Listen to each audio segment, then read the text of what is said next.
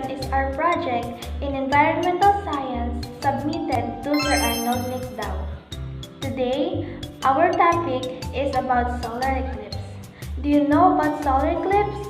Okay, come and join me and let's find out everything about it.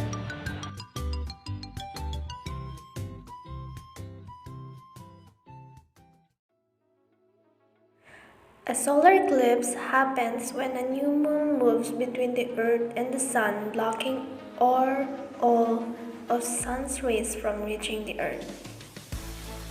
By cosmic chance, even though the Sun is 400 times wider than the Moon, it's also 400 times farther away.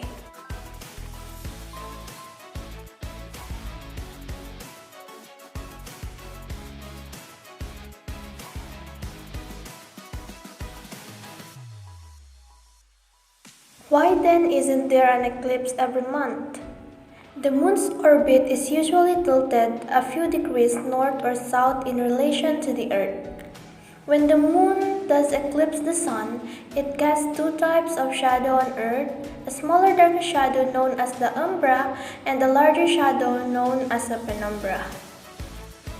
There are four types of solar eclipses. The first, most spectacular, is a total eclipse, when the Moon completely covers the Sun's surface.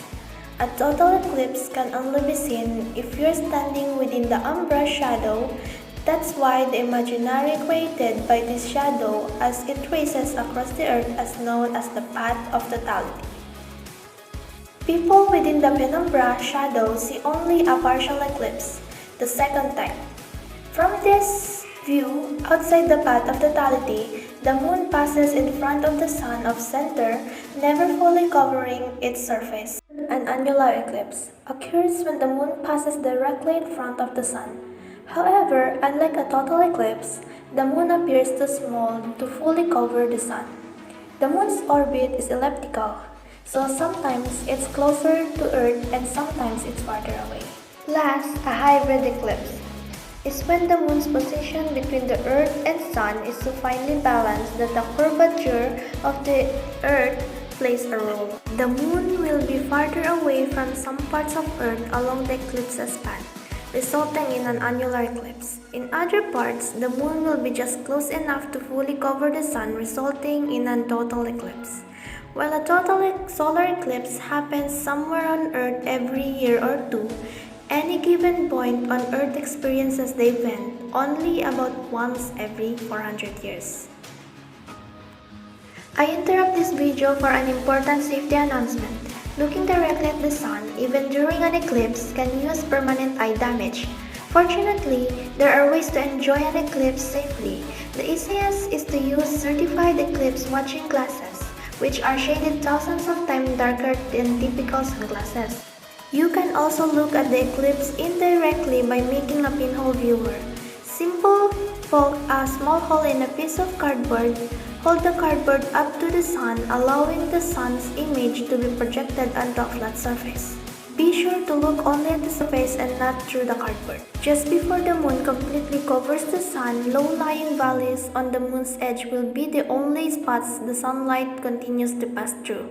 These remaining brilliant shafts of light, known as Ballast beads, will disappear one after another.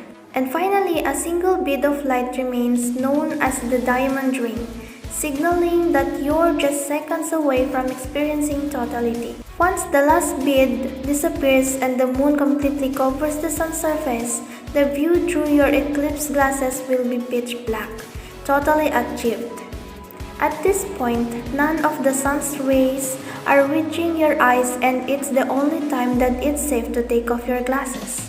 Remember your eclipse glasses back on before any of the Sun's rays start to peek through again. Any sunlight reaching your eyes, even for a few seconds, can cause serious damage. While an eclipse lasts a few hours, totality typically occurs for less than 3 minutes. Animals and plants have also been known to alter their behavior during a total eclipse. Songbirds may stop singing, crickets may start chirping, and flowers might even start to close up. We won't always be able to see total solar eclipses. The Moon moves about 1.5 inches away from Earth each year. It's estimated that in about a billion years, the moon will be too far away from Earth to completely cover the sun.